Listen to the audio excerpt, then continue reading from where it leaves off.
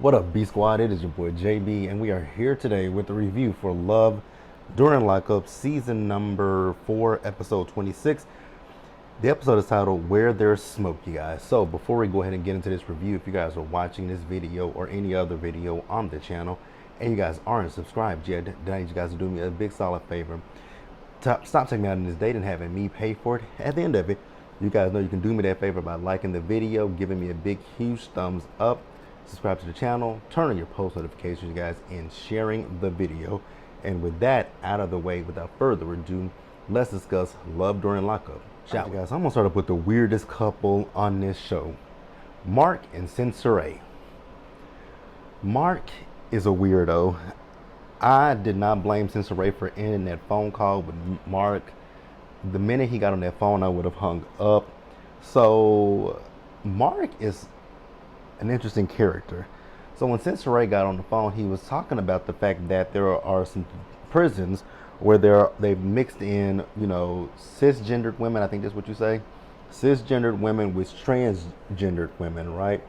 So now I do remember seeing this. I don't remember when I saw this stuff, but it is something that has been happening, right? Where the women, the trans women, and the cisgendered women, they've been getting, they've been sleeping together, and the women have been getting pregnant. So he asked her something like that going on at her prison. I was like, excuse you? Then he was like, well, that could be a way for you to get out of jail, soon. I was like, say what now? So then we find out he's a sperm donor. I was like, you know what? Mm-mm. Mm-mm. When she hung up that phone, I was like, thank the Lord she hung up that phone with him. Because it was just so weird. He's talking about her getting pregnant to get out of jail. No. I think Mark is the worst man that we've saw on this show thus far. And there have been some terrible men on this show, but to tell her that she should get pregnant just so that she can get out of jail, even if she, now I don't know if that's the case, right? Because I mean, women still get pregnant in prison. They get pregnant in prison. They still stay their sentence, and they just give birth to the baby in the prison. And then once the baby is born, they pass the baby to a family member. Mark can go. He can go. Mark can go. Literally and figuratively, Mark can go away from me. Let's pause off. Let's get off of Mark and let's move to the next couple. We're going from bad to worse, huh? Melissa. There is definitely 1000% something wrong with Melissa. I've said this for the last few weeks now that there is something wrong with Melissa. Baby, there is something wrong with Melissa. Melissa is a stalker. Melissa is a creeper. Melissa is stuck in high school, right? So you guys remember that Melissa is in Georgia. So she drove to Louie's job, right, to see Louie. She's still so happy about that. I'm like, ma'am, you just could have jeopardized his freedom for a few seconds of him, touching your hair, grabbing your ass and all that kind of. Melissa can go as well. Honestly, we can throw this entire cast away. This cast is not giving me anything. Like, this cast gives me nothing. Period. Because I'm looking at this episode, even with the addition of Ty doesn't make the show that interesting. But these people that we got in this week's episode, to me, it was a snooze fest. I would love for you guys to let me know what you think. So, Melissa, she's going to go meet Louie's mother. I've never, it's, oh God, her voice is annoying too. She's talking about the fact that, you typically don't meet your boyfriend's mom without him. Well, bitch, what you go for? Damn. So she went to his mom's house, and his mom showed her the room. Can I take a selfie like I'm laying in the bed? I was like, say what now? I was like, Mama, if you don't put her outside of the door and tell her go wherever it is you came from, because there's something wrong with it is something wrong with that woman. So his mother asked her, why are you late? She says, oh, I just drove by Louie's job. She's like, wait a minute, you did what? She's like, yeah, I drove by his job. She said, no, no, no, no, no. You don't just drive by his job because his job is an hour away from here. I was like, wait a minute. Say, what now? So this dingbat drove an hour away from where you are to just drop. Oh, God. I came with Melissa. Y'all, have y'all keep the flashback photo that they showed Melissa when she was in high school. Girl, it's this bang. She got this bang and these barrettes right here in her head. I was like, why are the barrettes right there? Never mind. I'm gonna leave Melissa. Melissa, I see why Louis didn't go for you in high school, and I'm. I think Louis was just looking through his Facebook friends and looking through Facebook to see people that he knew from high school to see who would respond to him, and you were the dumbass that just responded to him, and now you're like a dog with fleas. They just won't go away. So then his mother tells Melissa that once Louis gets out of wherever get out of the place that he's at, Louis gonna be staying with her for 2 years. And she was like, wait a minute, we never discussed that. It was supposed to be he was supposed to come back to New Jersey with me, ma'am. Well, I don't know if he's actually in prison or not, so he might not be on parole, but I would imagine he would be, right? Maybe, I mean, because when it comes to being released from anywhere, you have terms that you have to have somewhere that you have an address, so that they can find you if they need you. Which they're gonna need you because you're gonna have to report. Yeah, Melissa can go. I'm sorry, I'm just not seeing it here from Melissa, right? So then Melissa also finds out that he has gotten into yoga, and his mother tells her that the yoga instructor is a woman. So Melissa is finna go Fatal Attraction, I feel. Melissa is just a no for me. She's a no, she's a no, she's a no, no, no for me. Let's pause here and move forward. All right, you guys, next up is Emily and Dowry. Like I said last week about Emily and Dowry, I really believe that they're acting. This just doesn't come off genuine to me. So Emily is meeting up with Smoke in this episode, right? You guys remember Smoke called her last week and asked her for some money for this investment that him and Dowry are doing, which, it's Dowry's money, girl. Give that man whatever Dowry says. It's Dowry's money. It's not your money, so you can't really dictate what he does with his money. Now, if it's something illegal, that's gonna be between Dowry and Smoke. So if Smoke get put back in prison and Dowry gets some time added to his sentence, that's gonna be between the two of them, not you. It ain't got nothing to do with you. So she met up with Smoke, and she went to go shake Smoke's hand. Smoke was like, "Nah, bruh, you good?" Because she's disrespecting him. And she was like, "I sure have." He said, "You said something." He said that she told, oh boy, Dowry, that he could go suck a dick or something like that. She said, I said it loud enough so you could hear." So he's like, "What is your issue with me?" So she got, she has the issue with Smoke because of Dowry's cheating and the fact that, he was on the phone with she was on the phone with Dowry. He was in the background telling Dowry to hang up the phone. Girl, he might have wanted to use the phone. You ever think about that? I don't know. Just me thinking. So Smoke asked Emily what are her intentions with Dowry.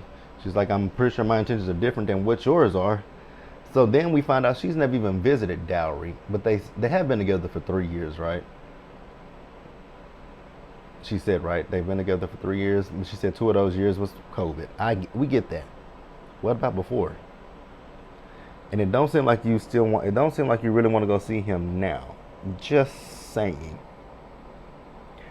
It's just saying. But things with them, it got heated between Smoke and Emily, and I'm so confused to why things got heated the way that they did. It's I don't know what it's given with Dowry and Mr. Smoke, but it's giving something. So then we see Emily. So she went out with her friends, and she was telling her friends about the exchange between her and Smoke. It still seems like she don't want to be with this dude. I don't think Emily is in this. I don't know what Emily is getting out of this relationship with Dowry. It doesn't seem like she's getting much out of it. It don't seem like she even want to be with him. Let's keep it real. It does not seem like Emily wants to be with Dowry. Is that his name, you guys? Diary, something like that. It don't seem like she want to be with this man. You guys can let me know what you think. Like I said earlier, I do believe, like, because these scenes with her, now that we see now when she went to get the ring in the previous episode, when she went and got that ring, that seemed real, but after that it hasn't seemed real. Especially in the last episode we saw her when Mr. Smoke called her. I was like, that felt so staged and rehearsed. It just didn't seem real. But let me know what you guys think, and we'll pause here and move forward. Next up, you guys, Chelsea and Mikey. Chelsea.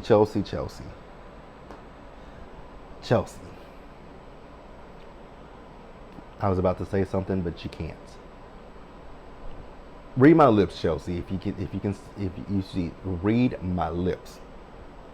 Mikey is playing the shit out of you. Actually, I think I have to close caption it. Girl, Mikey is playing the fuck out of you. Like, I don't think anything with Mikey is real. I do believe Mikey's a real person, but I don't believe Mikey is really interested in Chelsea. Because, Chelsea, I know you said in last week's episode that your daddy can't sign for shit, right? But your best friend Beth came over, right? And she looked on the website, and there's nothing about Mikey going to a hospital. So then she calls the prison, and the prison tells her the same thing that they told your dad. He's fine. But they did tell her in this episode to call his mother. So Beth called his mom.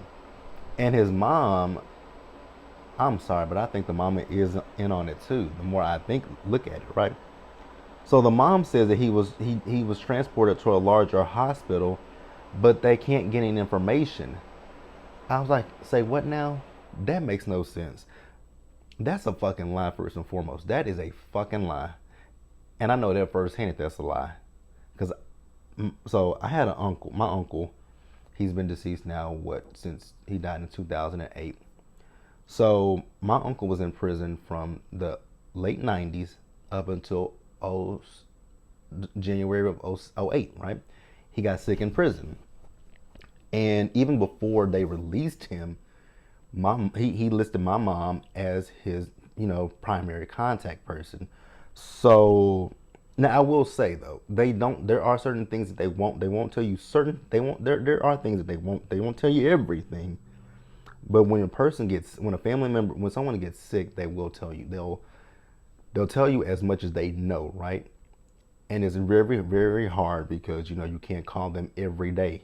Like they have their specific hours. They have their hours that you call. So it's not like if you had a family member that's in a hospital in your local county and you can just go up there and talk to the doctor. That's not how it works.